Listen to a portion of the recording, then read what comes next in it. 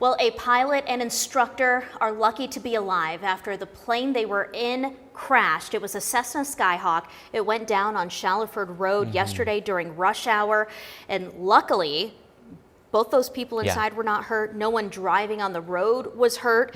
I mean, it was really the best situation for that.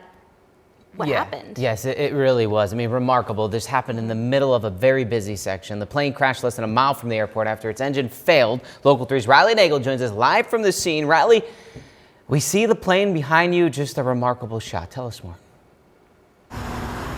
All right, Paul, like you were saying, being here in person, you really get a good look at just how much damage this plane endured in that crash. Viewers at home, I'm sure you can see the severity of this incident. It really puts into perspective how fortunate drivers were not to get hit, as well as those two survivors walking away from the scene with only minor injuries. Now, we spoke with a witness or a driver who witnessed the incident. Charlene Miller says she was close to the scene and saw the plane go down.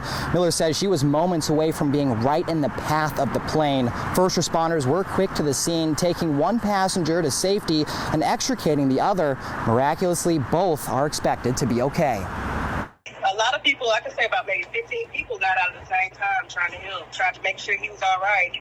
I could tell that the crash looked really, really bad, and I was praying, hoping and praying that he makes it through. Even though it doesn't look like it would be, but still praying that he makes it through. Now, Shallowford Road between Airport Road and Cromwell Road is now open, traffic moving from both directions. Now, there is still a police presence here, so be careful driving this way if you are going this way this morning.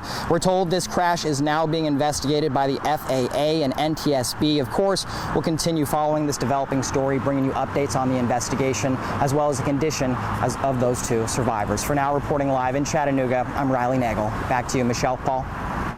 Thank you so much, Riley. Well, the suspect in the murder of an Arizona woman has been arrested in Chattanooga. Deputies took 22-year-old Sincere Hayes into custody last week. Welcome news to the family of the victim. Leah Bowling is at the Hamilton County Jail this morning with more details. Good morning, Riley. Oh, Leah. Good morning, Paul. This morning I'm here at the Hamilton County Jail where Sincere Hayes is being held without bond. He was taken into custody on November 11th and was charged in the murder of 22-year-old Mercedes Vega. Vega was last seen on surveillance footage from her apartment complex in Tempe, Arizona, walking to her car on the night of April 16th, 2023. Her body was found in the back seat of a burning car on Interstate 10 on April 17th after she was kidnapped and tortured. And now that Hayes has been arrested, Vega's parents say they are relieved. We're actually hearing that this person that did this to our daughter, or is part of this to our daughter with the other people, is in custody and has been charged with capital murder. We found an address listed for family members of Hayes here in Chattanooga and attempted to speak with them, but no one answered. The Maricopa County Sheriff's Office is now working to get Hayes extradited back to Arizona, and his next court date is December 12th. Reporting in Hamilton County, I'm Leah Bowling, Local 3 News. Leah, thank you this morning for that update. Still ahead on Local 3 News today. Nearly 40 employees are wondering what's next after two Ottawa restaurant staples shut down unexpectedly. Hear from one of them just ahead. Good Wednesday to you, Tennessee Valley. We had a little bit of fog this morning. That's going to start to clear out, and then we'll have some sunshine. Temperatures will drop from the 60s to the 50s throughout the day, and wind gusts of 20 to 25 miles per hour will be possible, with even higher gusts in our mountain communities. Tonight, 38, mostly clear. Going to be colder, patchy frost possible by tomorrow morning. Cold for your Thursday and Friday, and then we start a warming trend heading into your weekend.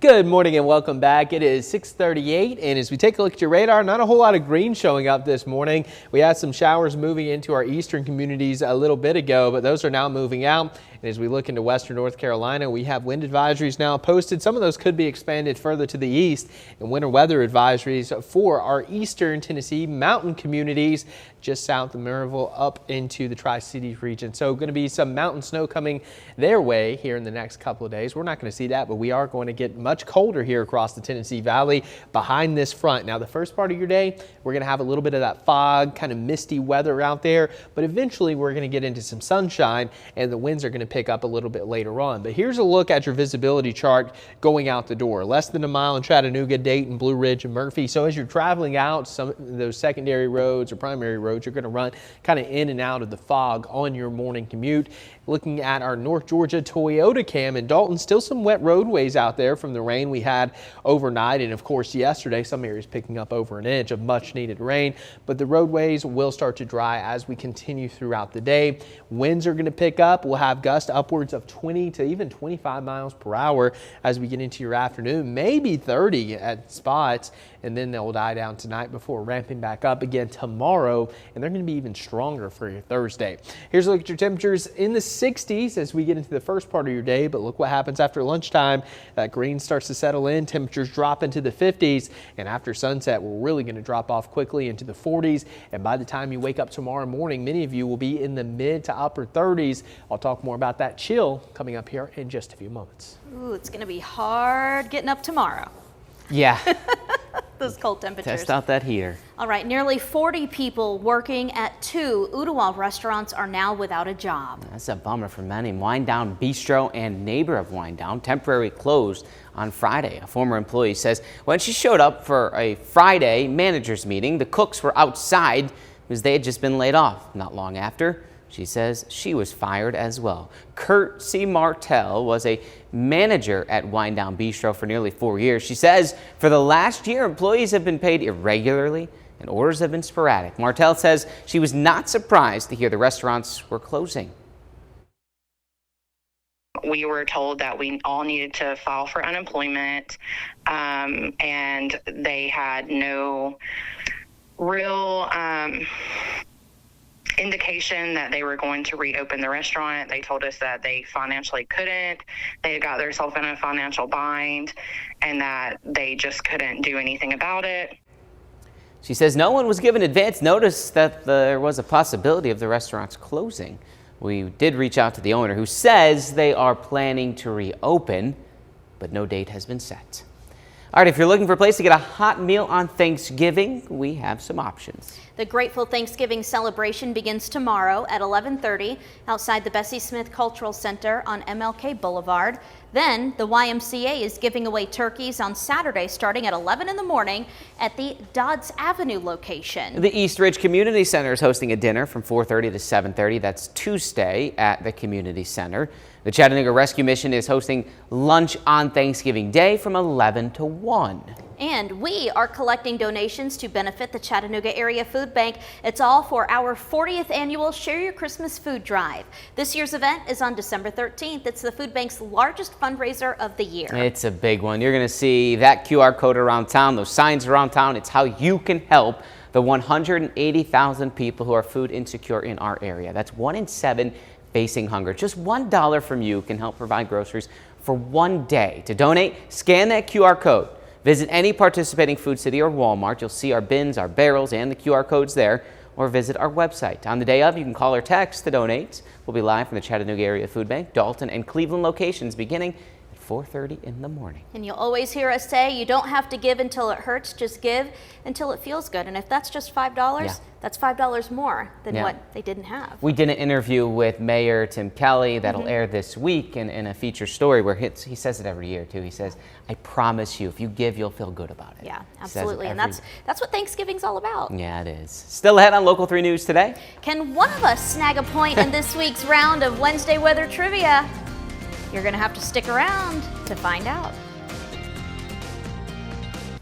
Welcome back. It is time to reveal the answer of Wednesday weather trivia. Is Paul going to gain another point, or is he going to fall behind? Running out of time. Well, here's a look at your answer, or not your answer, your question. When does meteorological winter begin? Is it A, December 1st, B, December 21st, or C, January 1st? I'll give you a hint. It wasn't C. Okay. We got A with Michelle. Oh, and Paul says B, December 21st. He says I'm using the first one as a decoy. You're using the first as a decoy. Jeez. It's A.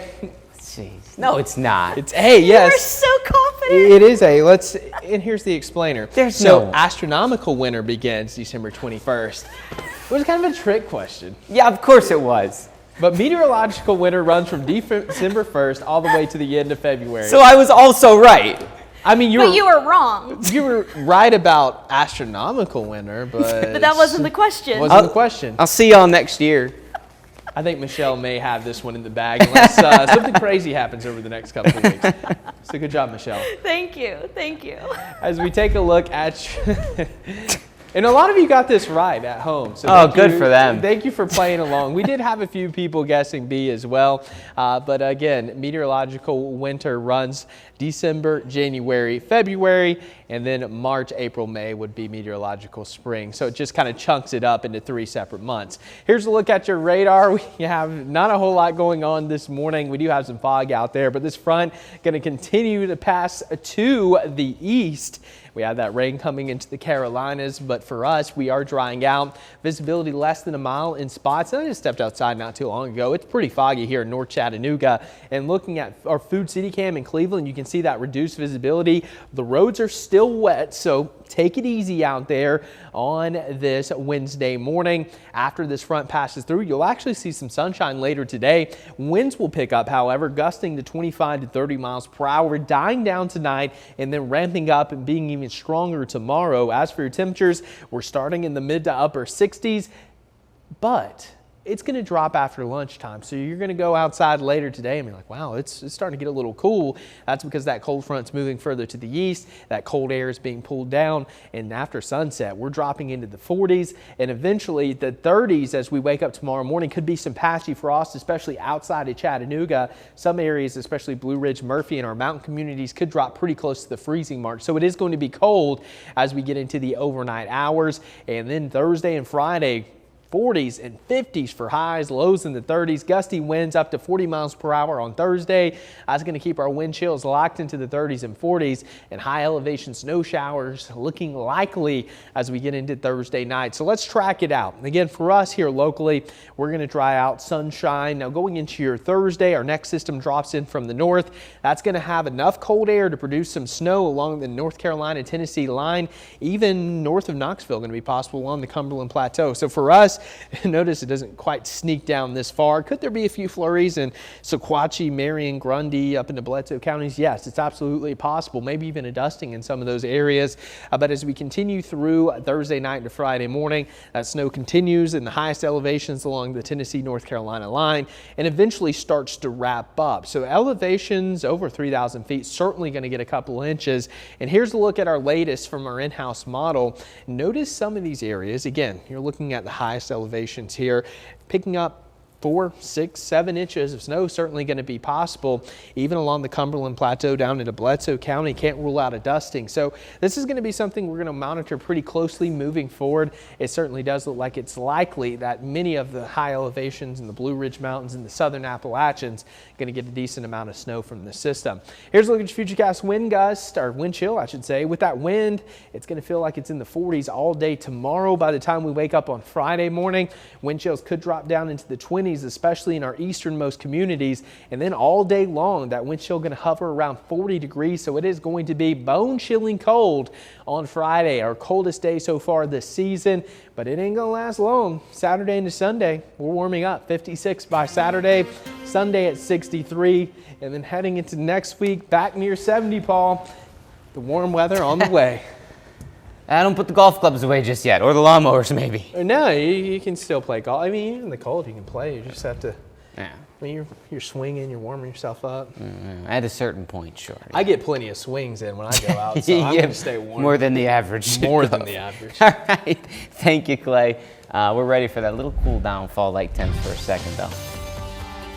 Couple of different issues that are going on the roadway. Let's go ahead and tell you what's going on. Sut Creek Road, which is an area lots of folks use. There is a crash, Signal Mountain Road near Sut Creek Road. We're seeing some slowdown here on Sut Creek Road as folks are kind of getting there near the water. Another issue that's going on this morning, this is Hickory Valley Road southbound near Bonnie Oaks Drive. As you can see right there at that intersection is where we are seeing that crash. Our system is not showing any backup, but Be careful because that is also a popular area that folks use as they are trying to get out and about this morning. We're also seeing some fog, so let's go ahead and show you that. This is I-24 at US 27, and you can see the fog just as you see the sheen in the lights and the lights reflecting off of that roadway. So be careful as you get out and about this morning. It is now 6:51. Coming up next, we'll share what you need to know before heading out the door. Stay with us. Local 3 traffic presented by CHI Memorial. A low-dose CT lung scan can diagnose lung cancer in the early stage when treatment is most effective and cure is likely. Call 423-495-LUNG for more information.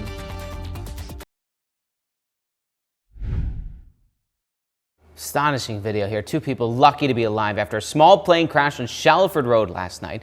The Chattanooga Fire Department says the single-engine Cessna went out, the engine went out in the Cessna, and the plane went down about half a mile from the Chattanooga airport. FAA investigators are on the scene later today, set to arrive. A section of Shallowford Road reopened this morning after it was blocked off for hours after the crash. A Hickson woman will spend 30 years in prison for shooting a man to death during a robbery when she was 17.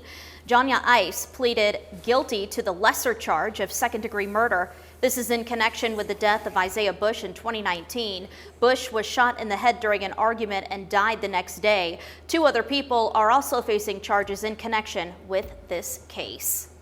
The Walker County Sheriff's Office arrested an 18-year-old at Ridgeland High School yesterday after he had allegedly assaulted 2 students. The school incident report says Clark Imhoff stabbed one of the students in the hand with a pencil after the victim offered Imhoff an oatmeal cream pie. The Sheriff's Office says they arrested Imhoff at the school. He's now in the Walker County Jail. Don't go anywhere. Clay Smith is coming back to give us one more glimpse of the forecast, and we'll have a final look at traffic.